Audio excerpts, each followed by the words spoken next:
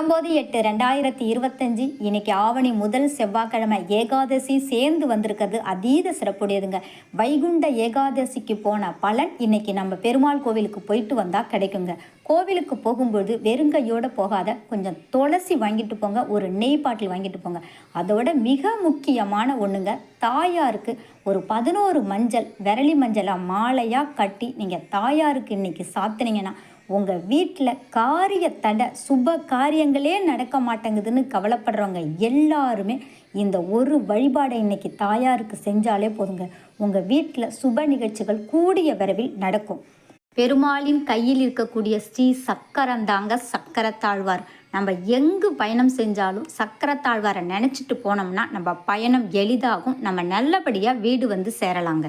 பெருமாளுக்கு துளசி மாலை சாத்தி ஒரு சங்கல்பம் இன்னைக்கு பண்ணிட்டு அவங்க கொடுக்கக்கூடிய துளசியை கொண்டாந்து நம்ம வீட்டில் பணம் வைக்கிற இடத்துல வச்சோம்னாலே நம்ம பணம் பன்மடங்கு பெருகும். பணமே இல்லைனாலும் பணம் வர்றதுக்கான வழிவகுத்து கொடுப்பாருங்க. பெருமாள் கோவிலில் உட்காராத வீட்டுக்கு வர்றது உத்தமம்.